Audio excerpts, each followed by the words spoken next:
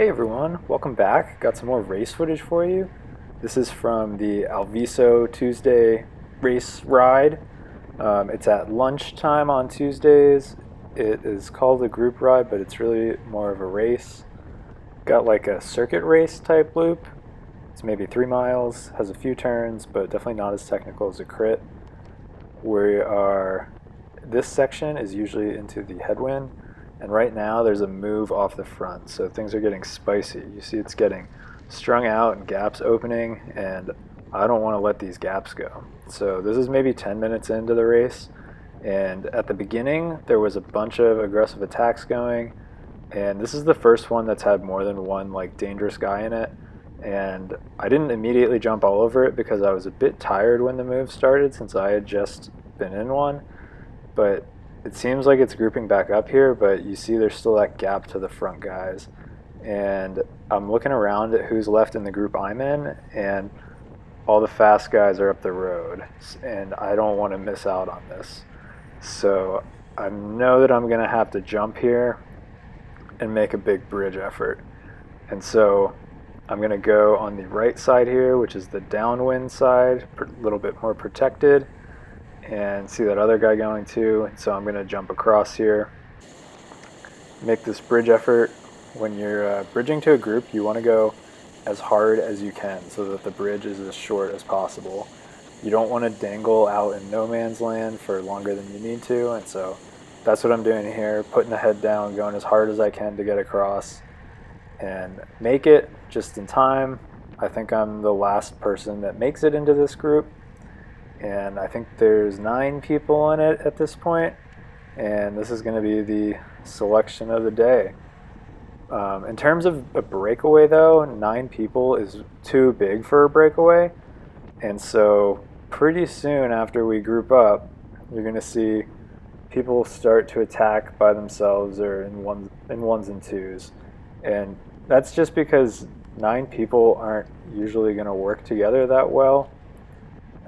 People don't like their chances as well out of a group of 9. You know, odds are 1 in 9, whereas if you can force it down to a smaller group, you can get your odds down to like 1 in 3 maybe. And so that's what you see happening here. Somebody makes a little move, and now everybody else has to react to it.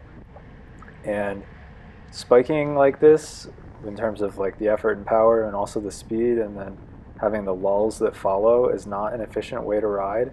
And so it can ultimately bring the average speed of your group down. You see that guy in front of me just looked back there.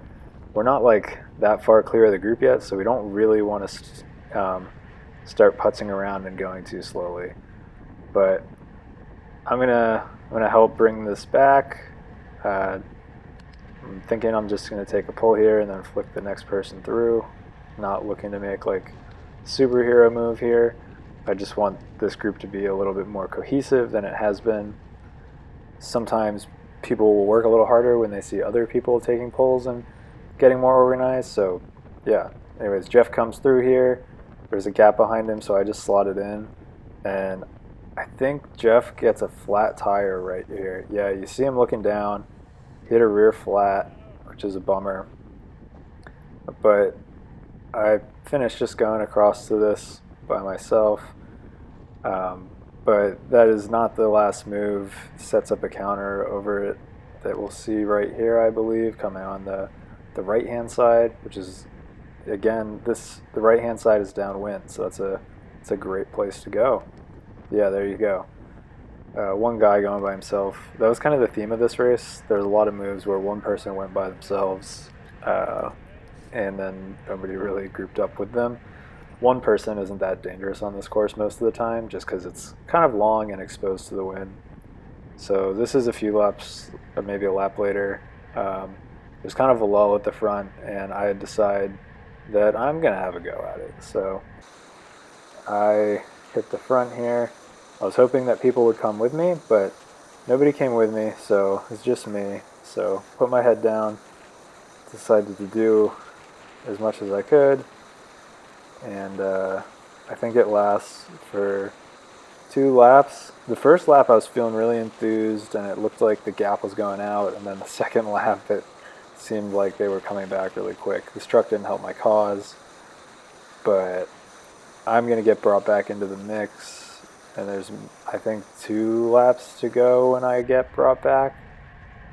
So here is the catch. It's going to be one guy, Donald, coming around on the left here, and he's launching into a move of his own, and just like the last couple moves I've showed you, nobody goes with, so it's just him. And here comes the rest of the group. When a breakaway is getting brought back, that's a great time to attack. So like that was a very well-timed attack. Usually when a break is getting brought back, the group will ease up just a little bit. So, and it's been hard because they've had to chase somebody. So it's usually a very good time to launch your own attack.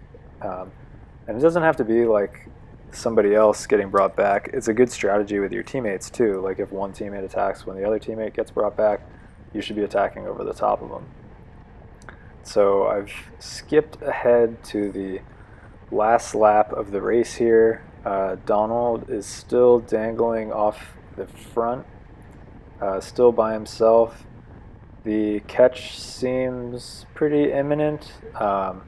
Everybody was working together fairly well. There wasn't like nobody was trying to bridge across by themselves. Everybody was just taking their pole, coming off, and then next guy comes through.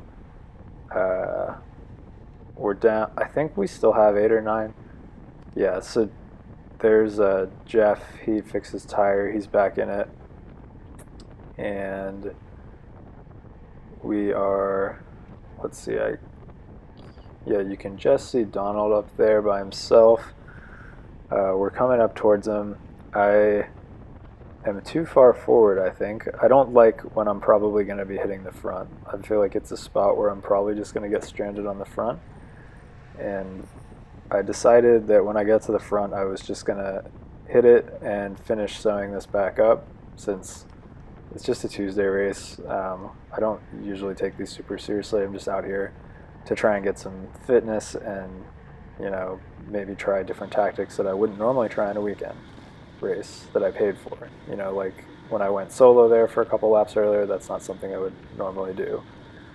And so thinking about the end of the race at this point, the catch is going to happen like inside of the last K. Like I was talking about before, when you catch a breakaway, it's a really good time to attack. And I would be willing to bet money at this point that someone's going to attack over this as soon as it gets brought back. People love to send like little flyers on this section, and sure enough, as soon as it gets brought back, the next move is going to be going on the left. And so everybody now has to try and catch up to that move, get on that wheel. It's actually a pretty decent gap that he got with that jump. Watching it back, is that gap went out quicker than I remembered it going out. But we're coming into the last corner here. It's all kind of strung out, and then you see there's this Amazon truck that is parked in the last corner. So that's the end of the sprint. We don't get to sprint this week. It's a bummer, but that's what happens when you're racing on open roads. So thanks for watching, everyone. And, make sure to subscribe and come back for the next one. Thanks.